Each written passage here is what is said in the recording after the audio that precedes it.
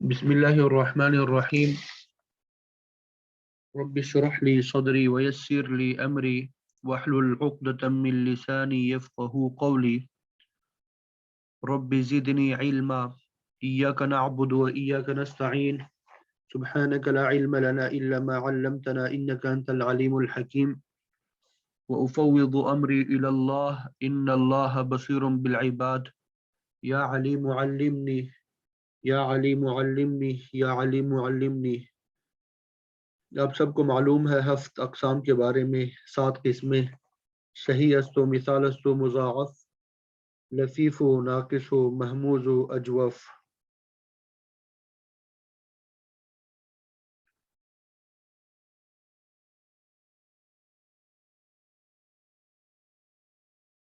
تو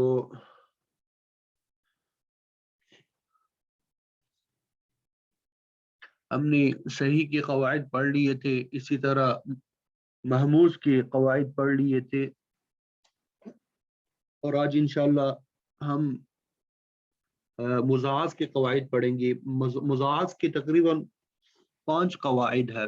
مضاعف کی 5 قواعد ہے، مشکل نہیں ہے، انتہائی آسان ہے، عام فہم ہے. توجہ سے اگر آپ سنیں گے انشاءاللہ تو آپ کو یاد ہو جائیں گے ادھر ہی. سب سے پہلے جو ہے مدن کا قاعدہ ہے. مدن سب سے پہلا قاعدہ کیا ہے؟ مدن کا قاعدہ.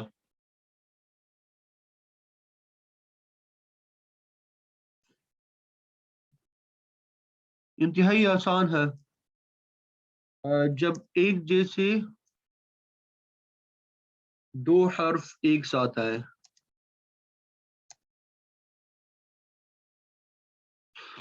جب ایک جیسے 2 حرف ایک ساتھ آئے اور ان میں سے پہلا ساکن ہو، ایک جیسے 2 حرف ایک ساتھ آئے اور ان میں سے پہلا ساکن ہو تو پہلے کو دوسرے میں ادغام کرنا ضروری ہے. جب ایک جیسے 2 حرف ایک ساتھ آئے اور ان میں سے پہلا ساکن ہو تو پہلے کو دوسرے میں ادغام کرنا ضروری ہے. لیکن ایک شرط ہے، بشرطے کہ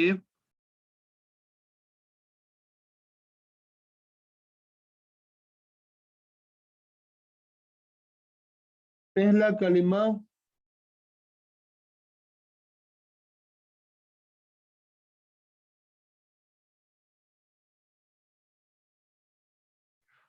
پہلا جو ہے پہلا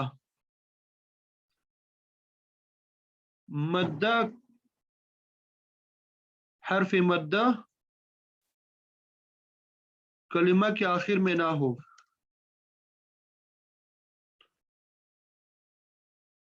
یہ قاعدہ ہے، جب ایک جیسے 2 حرف ایک ساتھ آئیں اور ان میں سے پہلا ساکن ہو تو پہلے کو دوسرے میں ادغام کرنا ضروری ہے، بشرطے کہ پہلا حرف مدہ جو ہے کلمے کے آخر میں نہ ہو.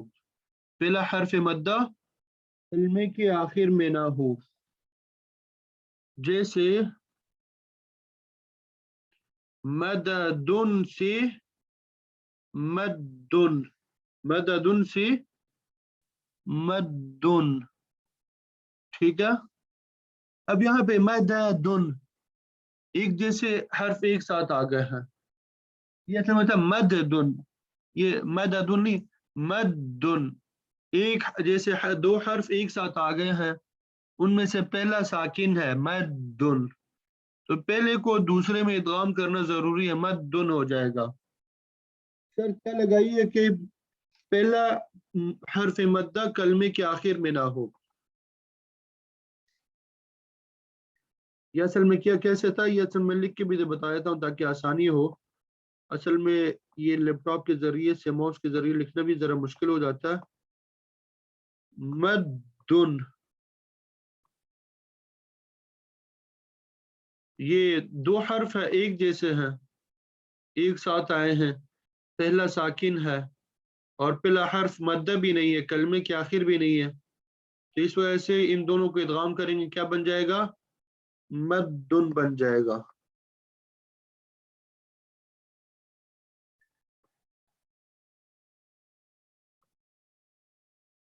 مدن بن جائے گا۔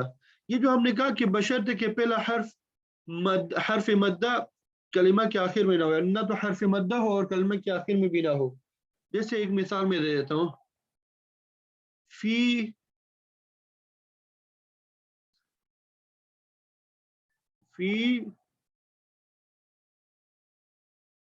یومن،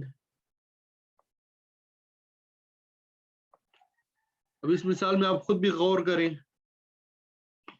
دیکھیں یہ دو یا ہے، فی میں ایک یا ہے کلمے کے آخر میں اور ایک دوسری یا ہے، پہلی یا کیا ہے؟ ساکن بھی ہے، پہلی یا کیا ہے؟ ساکن بھی ہے۔ اب ان دونوں میں ادغام کرنا ضروری ہونا چاہیے، جس طرح قاعدہ ہم نے پڑھا کہ ایک جیسے دو حرف ایک ساتھ ہے ان میں سے پہلا ساکن ہو تو پہلے کو دوسرے میں ادغام کرنا ضروری ہے، لیکن ایک قید جو بڑھائی بشرط کہ پہلا حرف مدہ کلمے کے آخر میں نہ ہو۔ اب یہاں پہ فی میں یا جو ہے حرف مدہ بھی ہے اور کلمے کے آخر میں بھی ہے، اس وجہ سے اس لفظ میں یہ قاعدہ جاری نہیں ہوگا، اس لفظ میں یہ قاعدہ جاری نہیں ہوگا۔ یہ سمپل سا اور آسان سا قاعدہ تھا، آپ کو بتا دیا، امید کرتا ہوں سمجھ آ گیا ہوگا، امید کرتا ہوں یہ قاعدہ سمجھ میں آ گیا ہوگا۔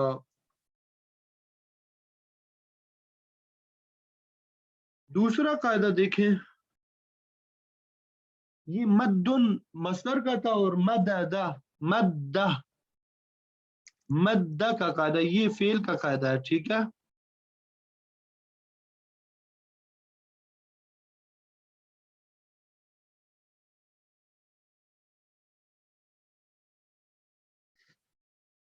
جب کلمے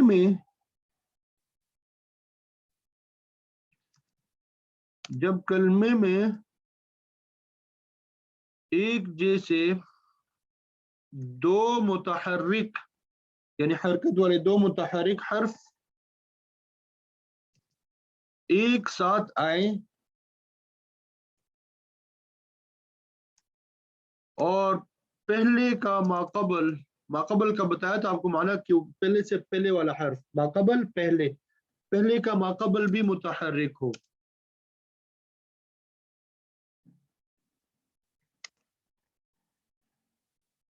تو پہلے کو ساکن کر کے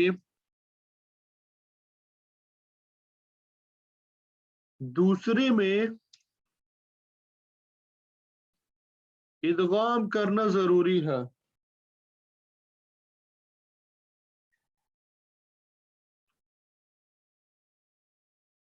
قاعدہ کیا ہوا؟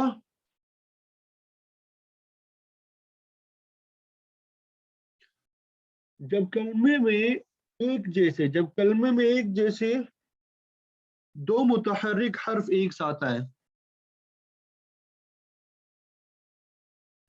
جب کلمے میں ایک جیسے دو متحرک حرف ایک ساتھ آئے اور پہلے کا ماقبل بھی متحرک ہو تو پہلے کو ساکن کر کے دوسرے میں ادغام کرنا ضروری ہے، جیسے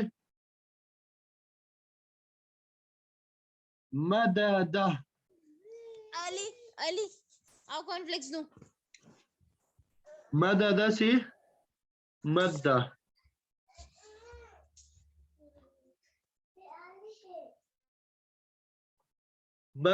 مددہ سے مدہ، ٹھیک ہے؟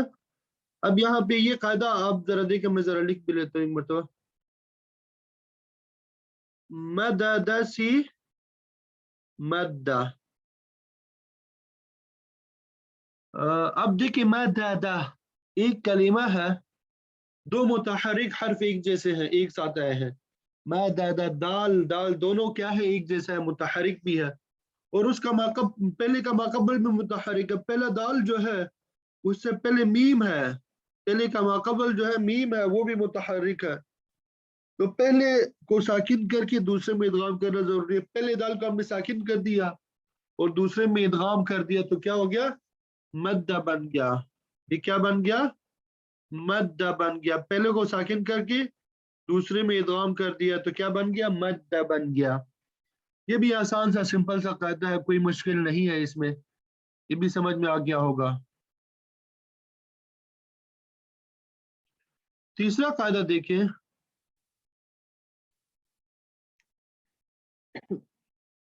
حاجہ کا قاعدہ. حاجہ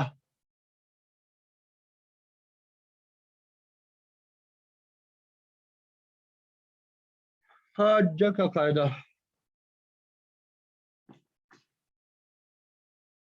جب کلمے میں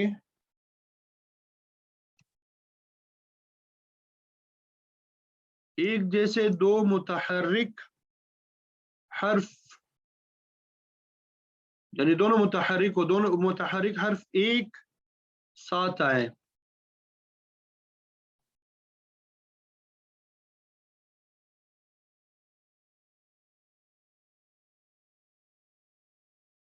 اور پہلے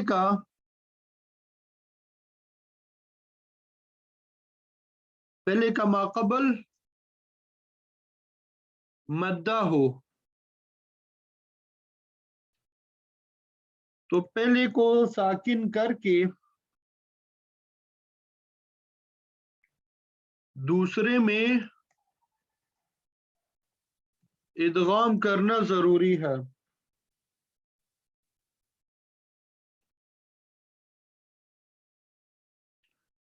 جیسے حاجہ،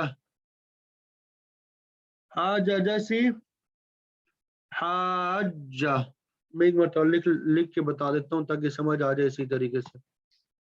یہ حاجہ کیسے لکھتے ہیں؟ حاجہ.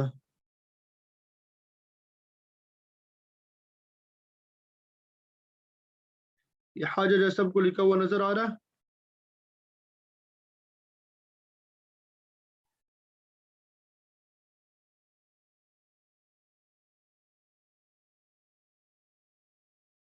بس یہ ماؤس سے اسی طرح خراب لکھا جاتا ہے.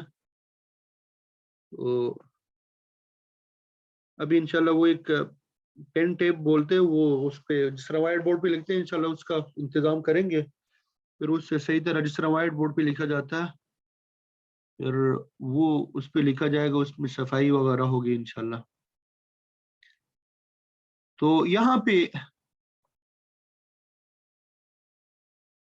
حاجہ، اب آپ دیکھیں یہاں پہ دو حرف متحرک ہے، ایک جیسے ہیں، ایک ساتھ آئے ہیں، اور پہلا حرف جیم ہے، دونوں حرف جیم ہے. پہلے کا ماقبل جو ہے وہ حرف مدہ ہے، یہ الف مدہ ہے، ٹھیک ہے. پہلے کا ماقبل مدہ ہو،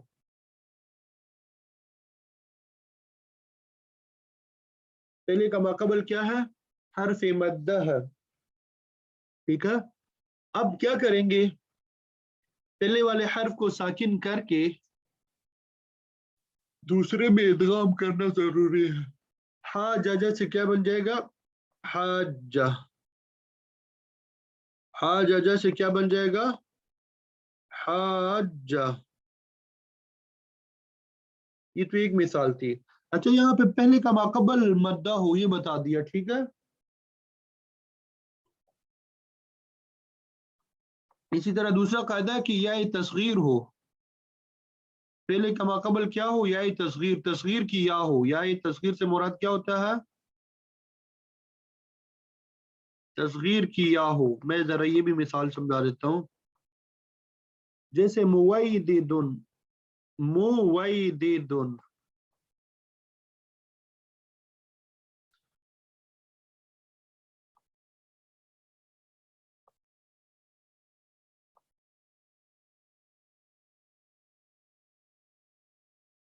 یہ موید ہے، یہ مویدن.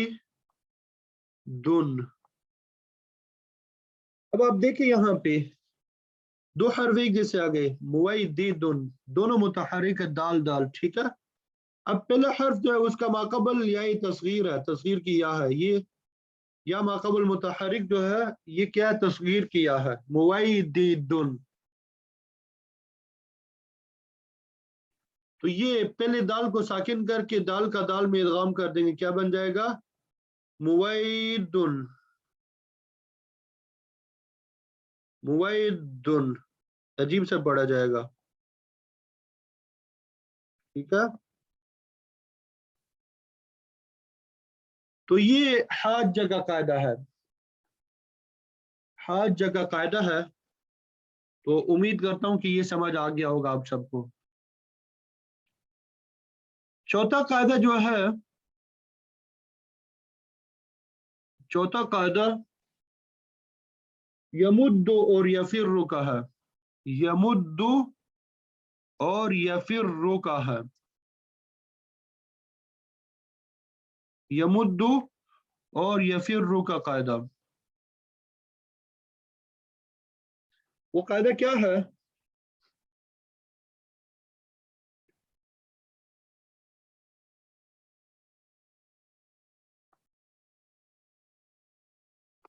कि जब कलमे में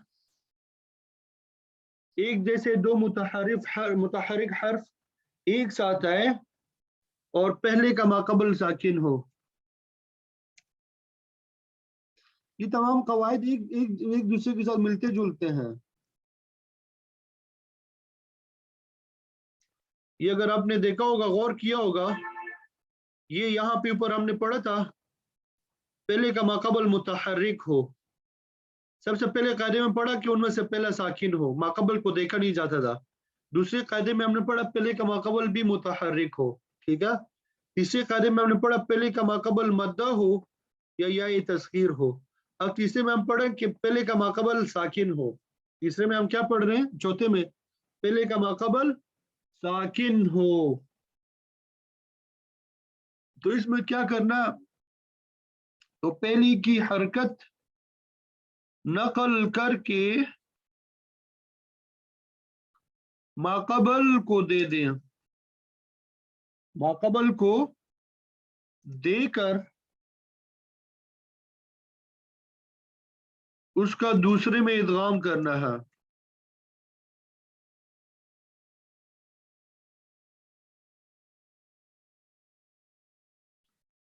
उसका दूसरे में इदगाम करना जरूरी है। लेकिन इसका एक शर्त है, बशर्ते कि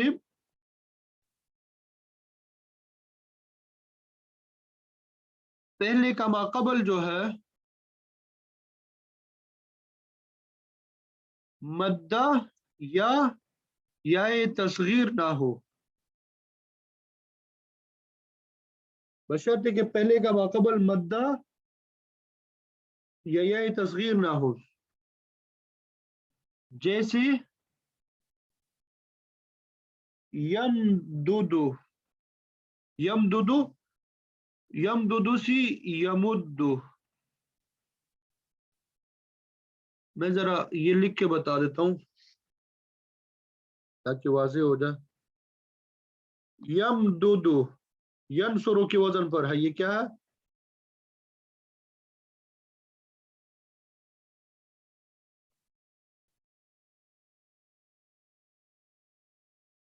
अब देखिए ये दो हर्फ एक जैसे आ गए, यमदुदु, एक कलमे में एक जैसे दो मुतहर्रिक हर्फ एक साथ आए और पहले का माकबल साकिन है।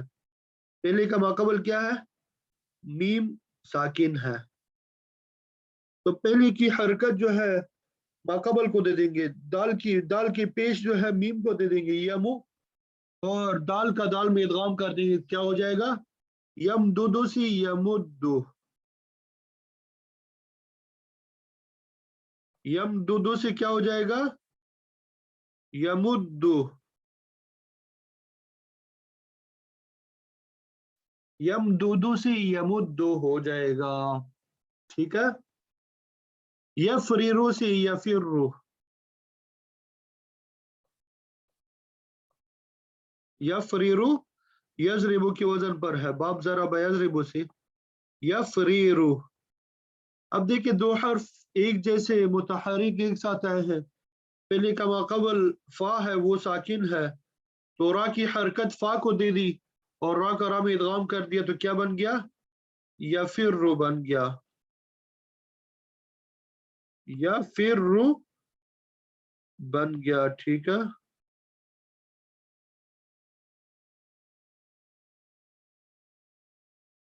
यफरिरु से क्या बन गया? यफिर्रु बन गया। ये कायदा भी समझ में आ गया। ये कायदा तो मुश्किल नहीं है, आसान है इंशाल्लाह। आगे चलें। अच्छा, ये आखिरी कायदा है। अब जो कायदा हम बता रहे हैं मुज़ाफ का आखिरी कायदा है और बड़ा अहम कायदा है। ये कायदा आखिरी भी है और बड़ा अहम भी है।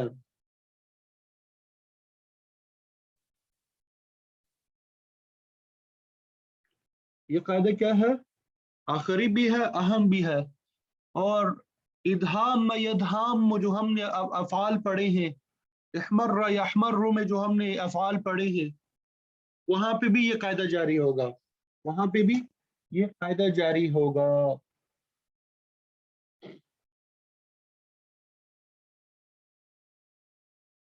इसको कहते हैं लम यफिर्रा का कायदा।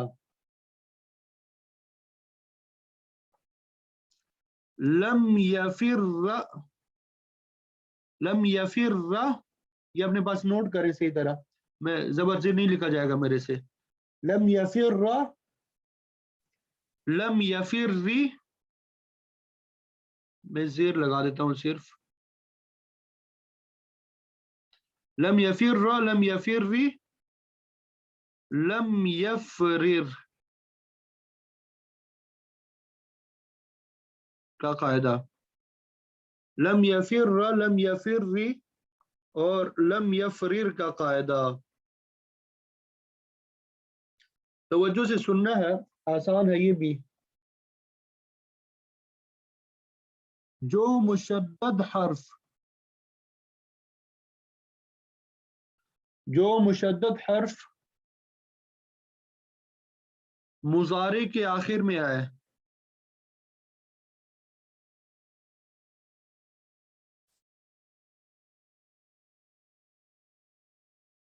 जो मुशद्दद हर्फ मुजारे के आखिर में आए और उसका माक़बल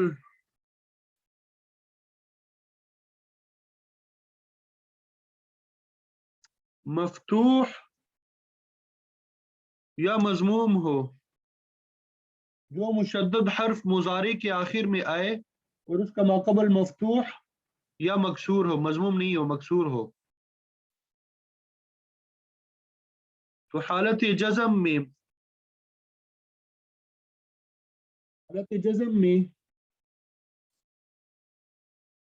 और अमर हाजिर मारूफ में, हालत जज़म में और अमर हाजिर मारूफ में उसकी तीन सूरतें पढ़ना जायज़ है।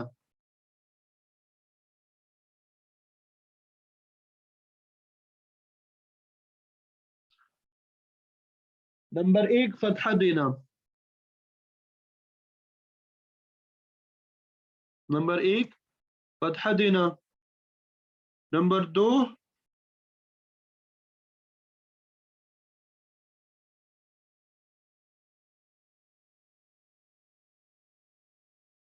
कसरा देना। नंबर तीन, इदगाम के बगैर पढ़ना।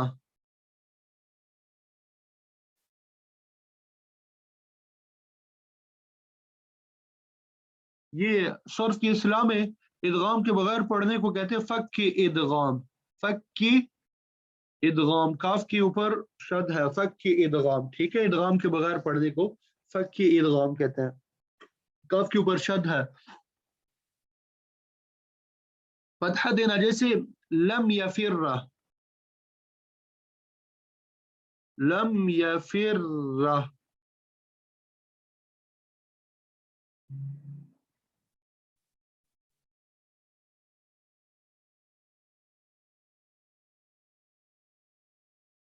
نہیں یہ جب مجھے بنی میں لم یفر اب وہ میں لکھ کے دے دیتا ہوں تاکہ لم یفر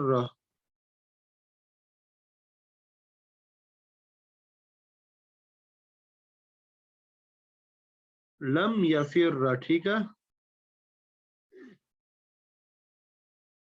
کسرے کی مثال لم یفر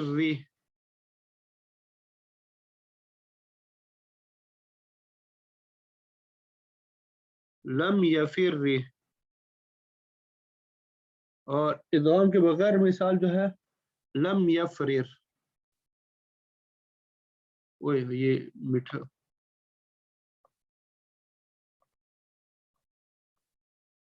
لم یفرر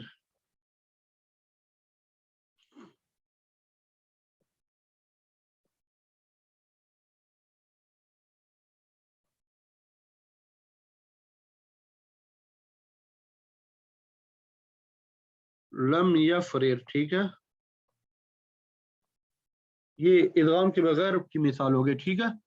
یعنی اس میں تین قسم کے کام کرنا جائز ہے. فتحہ دے سکتے ہیں, کسرت دے سکتے ہیں, ادغام کے بغیر پڑھ سکتے ہیں. اب یہ وجہ بھی میں بتاتا ہوں لکھتا نہیں, آپ توجہ سے سنیں. فتحہ دینا کیوں جائز ہے؟ کیونکہ فتحہ جو ہے اخف الحرکات ہے, یعنی تمام حرکات میں سب سے خفیف اور ہلکا حرکت ہے, اس وجہ سے فتحہ دینا جائز ہے. کسرہ دینا کیوں جائز ہے؟ صرف کا قاعدہ ہے الساکن اذا حرک حرک بالکسر, کہ جب ساکن کو حرکت دی جاتی ہے تو کسرے کے ذریعے حرکت دی جاتی ہے ٹھیک ہے. اور ادغام کے بغیر پڑھنا یہ تو اصل قاعدہ ہے. ادغام یہ تو قاعدہ ہے, ادغام کے بغیر پڑھنا اصل ہے. تو یہ تین وجوہات ہے جو کہ پڑھنا جائز ہے. فرری افرر فرری افرر. اسی طرح احمر یحمر سے جب کریں گے لم یحمر لم یحمری لم یحمرر. ادھام یدھام سے جب کریں گے لم یدھام لم یدھامی لم یدھامم. تو یہ آخری قاعدہ ہے.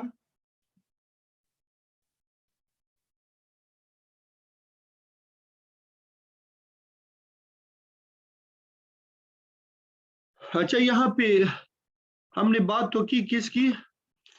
ماقبل مفتوح یا مکسور ہو. ماقبل مفتوح یا مکسور ہو اس کی بات تو کر دی. ماقبل مضموم اگر ہو تو اس کی بات نہیں کی ہم نے. اگر ماقبل کیا ہو, اور اگر ماقبل مضموم ہو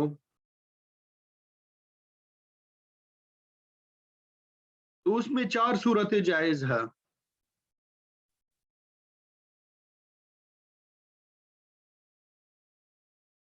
یہ تین تو یہی والی,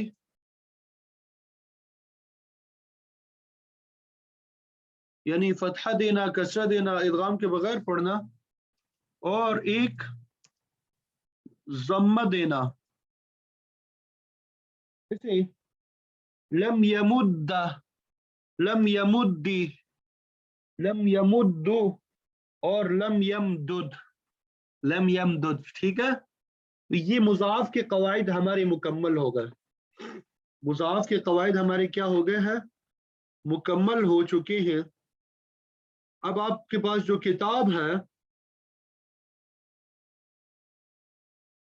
آپ کے پاس کتاب ہے تعلیم الصرف کے نام سے, اس کے صفحہ نمبر 100 پر گردان دی گئی ہے. وہ نصر ینصر صرف صغیر دی گئی ہے, اور پھر صرف کبیر بھی دی گئی ہے. اب پہلے زبانی جو ہے وہ گردان دیکھ لیں از خود. ماضی کی گردان ٹھیک ہے, مضارع کی گردان, پھر آگے نفی جہد بلم کی گردان, اور پھر اسی طرح فعل مستقبل مؤکد بلام و نون ثقیلہ جو ہے, اور منفی بلند جو ہے, امر کی گردان, نہی کی گردان, اس میں فاعل, اس میں مفعول وغیرہ کی گردان جو ہے آپ نے کرنی ہے، یا آپ کا ہوم ورک ہے یا آپ نے کر لینا ہے، ٹھیک ہے؟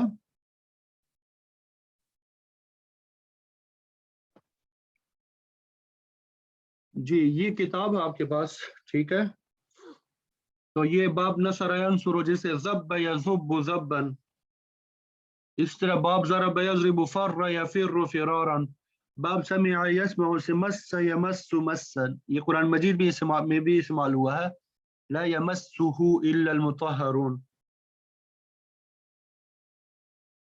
باب افعال سے امد یمد امدادا، باب تفعیل سے جدد یجدد تجدیدا، باب مفعلہ سے حاج یحاج محاجتا حجات بازی کرنا، باب تفعلی تمام یعنی ابواب ہے یہ آ گئے ہیں۔ اب یہ دیکھیں یہ خود بھی انہوں نے ایک دیا ہے نصر ینصر سے، ٹھیک ہے؟